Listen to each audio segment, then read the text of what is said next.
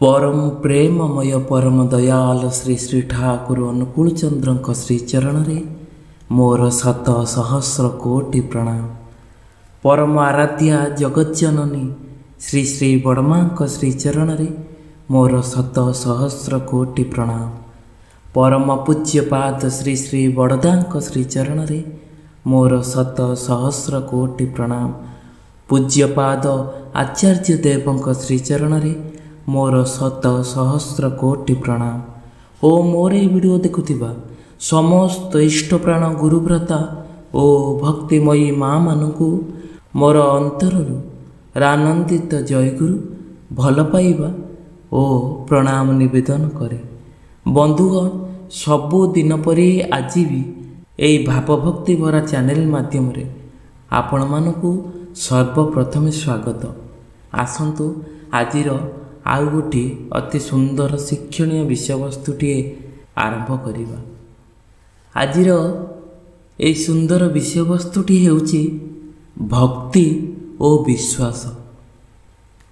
हे भगवान मते धन संपत्ति मान सम्मान पछे न दियो, किंतु मो मनरे तुम पई सेई अखंड भक्ति ओ विश्वास भरी दियो। एमिति ही तो भगवान मनुष्य पाखरे एसबु भरी देइछंती। यह सत्य भी प्रकृत भक्त पाखरे एई भक्ति और विश्वास छड़ा आउ किछि पाइबेनी। किंतु जहार भक्ति जेते तार विश्वास भी सेते।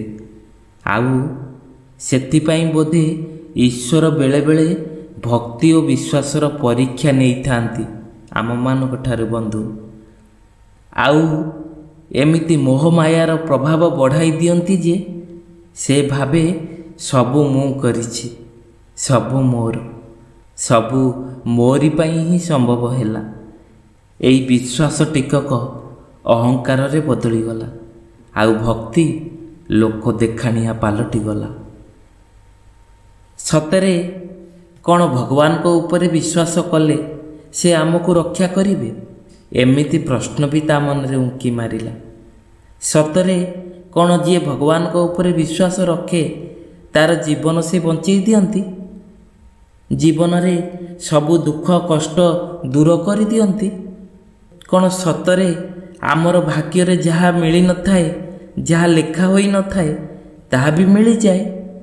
कौन भगवान सबु समय रे तार पाखे पाखे थांती? एमती अनेक प्रश्न आसे मनरे।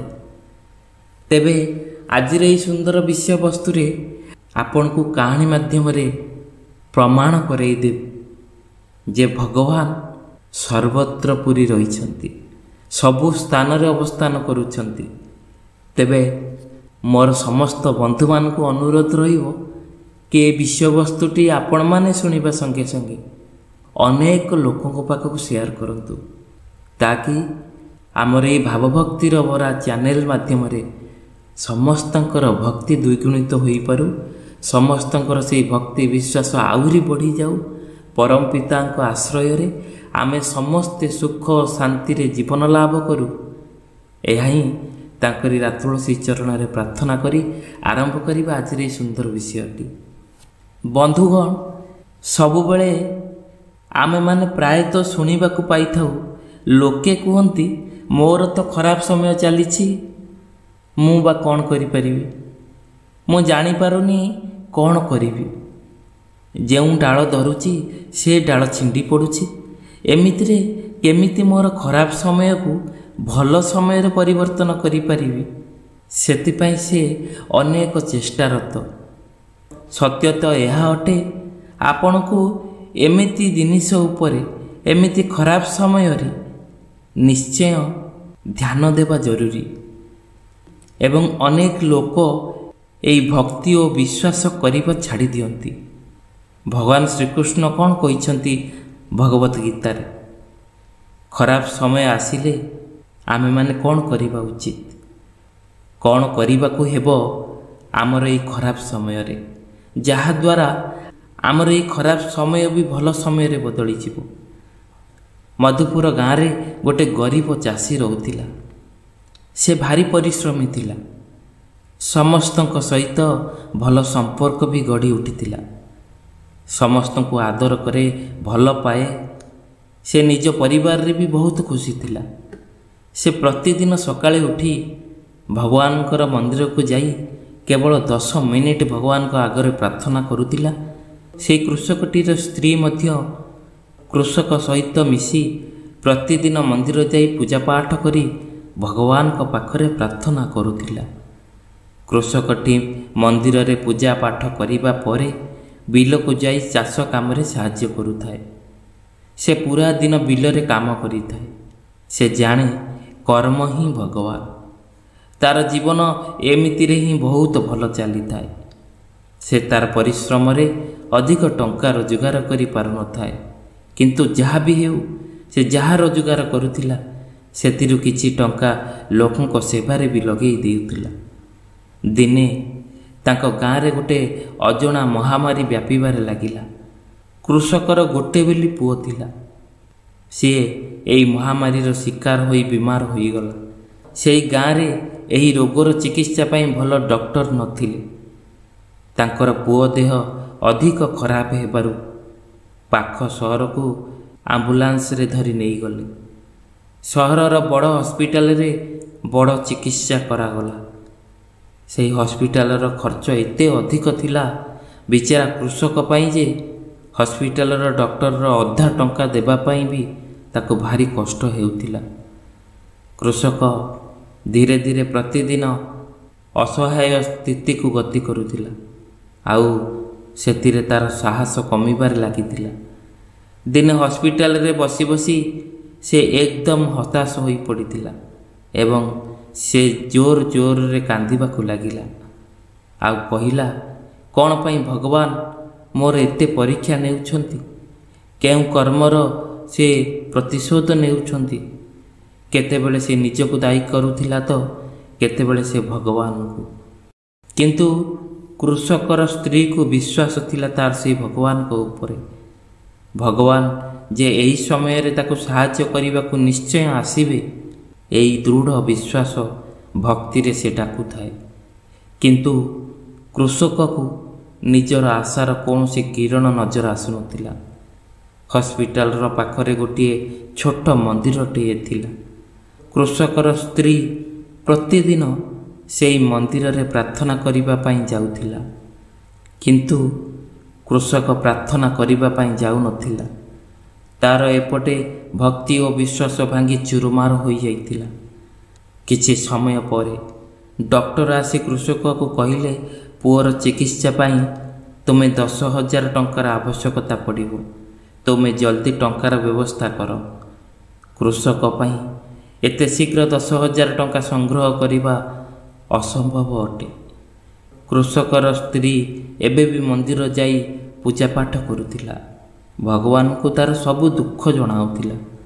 ଭଗବାନଙ୍କ ଆଗରେ ହାତ ଯୋଡ଼ି ପ୍ରାର୍ଥନା କରୁଥିଲା କି ତାଙ୍କର ପୁଅ ଜଲ୍ଦି ଠିକ୍ ହୋଇଯାଉ ବୋଲି।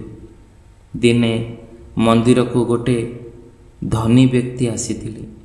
ସେ କୃଷକର ସ୍ତ୍ରୀକୁ କହିଲେ, ସେଇଦିନ ତମ ସ୍ୱାମୀଙ୍କ କଥା ହସ୍ପିଟାଲରେ ଶୁଣିଥିଲି, ଯେଉଁଦିନ କୃଷକ କାନ୍ଦୁଥିଲା। ସେ ବ୍ୟକ୍ତି କହିଲେ, ସେଇଦିନ ମୋର ସ୍ତ୍ରୀ ମଧ୍ୟ ହସ୍ପିଟାଲରେ ଥିଲେ। ସେ ଏବେ ଠିକ୍ ହୋଇଯାଇଛନ୍ତି ଏବଂ ଘରକୁ ବି ଚାଲି ଯାଇଛନ୍ତି। ଧନୀ ବ୍ୟକ୍ତି କଥାରେ କଥାରେ ଜାଣିବାକୁ ପାଇଲେ କୃଷକକୁ 10,000 ଟଙ୍କାର ଆବଶ୍ୟକତା ଅଛି। ତେବେ ଧନୀ ବ୍ୟକ୍ତି ତୁରନ୍ତ ତାଙ୍କ ପକେଟରୁ ପଇସା ବାହାର କରି ଦେବା ସମୟରେ କହିଲେ, ଏହି ସମୟରେ 10,000 ଟଙ୍କା ହିଁ ମୋ ପାଖରେ ଅଛି। ତୁମେ ଏହି ଟଙ୍କାକୁ ରଖ। ଏବଂ ତା ସହିତ ସେହି ଧନୀ ବ୍ୟକ୍ତି ଗୋଟେ କାଗଜରେ ନିଜର ଠିକଣା ଲେଖି କହିଗଲେ, ଯଦି ତାଙ୍କୁ ଆଉ ଟଙ୍କାର ଆବଶ୍ୟକତା ହୁଏ ତ ଚିନ୍ତା ନ କରି ମୋତେ ଟଙ୍କା ମାଗିବ। କୃଷକର ସ୍ତ୍ରୀ ଖୁସି ମନରେ 10,000 ଟଙ୍କା ନେଲେ ଆଉ କହିଲେ, ମୋତେ ଏହି କାଗଜର ଆବଶ୍ୟକତା ନାହିଁ, କାରଣ ସେ ଜାଣିଛନ୍ତି ଏହି ପଇସା ତାଙ୍କୁ କିଏ ପଠେଇଛନ୍ତି। ଯିଏ ପଠେଇଛନ୍ତି ସେ ଭଗବାନ ଅଟନ୍ତି ଓ ଭଗବାନ ତାଙ୍କର ସଦାସର୍ବଦା ଧ୍ୟାନ ରଖିବେ। ବନ୍ଧୁଗଣ, ଏହାକୁ କୁହାଯାଏ ଭଗବାନଙ୍କ ସହ ଅଟୁଟ ବିଶ୍ୱାସ। ଭଗବାନଙ୍କ ସହ ଆନ୍ତରିକ ପ୍ରେମ, ଭକ୍ତି, ବିଶ୍ୱାସ ଅଟେ, ଯାହାକୁ ଆମେ ସବୁବେଳେ ଭୁଲି ଯାଇଥାଉ ଆମର ଖରାପ ସମୟରେ। କିନ୍ତୁ ସେଇ କୃଷକର ସ୍ତ୍ରୀ ଭଗବାନଙ୍କୁ ଆଦୌ ଭୁଲି ନଥିଲେ। ସେ ତ ସେଇ ଧନୀ ବ୍ୟକ୍ତିର ଠିକଣା ଲେଖାଥିବା କାଗଜଟି ବି ଧରିଲେ ନାହିଁ, କାରଣ ସେ ଭଲ ଭାବରେ ଜାଣିଛନ୍ତି ଭଗବାନ ଯେ ତାଙ୍କ ସହ ସଦାସର୍ବଦା ଅଛନ୍ତି। ଭଗବାନ ଶ୍ରୀକୃଷ୍ଣ ଭାଗବତ ଗୀତାରେ କହିଛନ୍ତି, ଯେଉଁ ବ୍ୟକ୍ତି ମୋ ଉପରେ ମନ ଲଗେଇଥାନ୍ତି, ମୋର ସଦାସର୍ବଦା ଧ୍ୟାନ କରିଥାନ୍ତି, ମୁଁ ତାଙ୍କୁ ସେହି ଜିନିଷ ପ୍ରଦାନ କରିଥାଏ ଯାହା ତାଙ୍କ ପାଖରେ ନଥାଏ। ଆଉ ସବୁ ଯାହା ତାଙ୍କ ପାଖରେ ଅଛି ସେସବୁର ରକ୍ଷା ମୁଁ ବି କରିଥାଏ।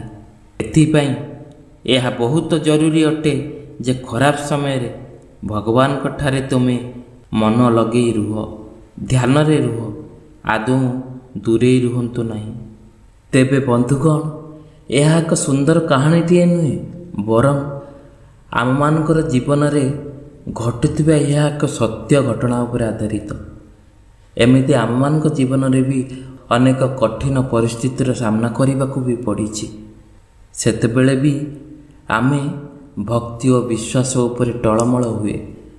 ଆମର ଭକ୍ତି ଓ ବିଶ୍ୱାସ ଯେତେ ନିମ୍ନ ସ୍ତରର ହୋଇଯାଏ, ଆମେ ଭଗବାନଙ୍କୁ ସେତେ ପାଶୋରି ଦେଉ।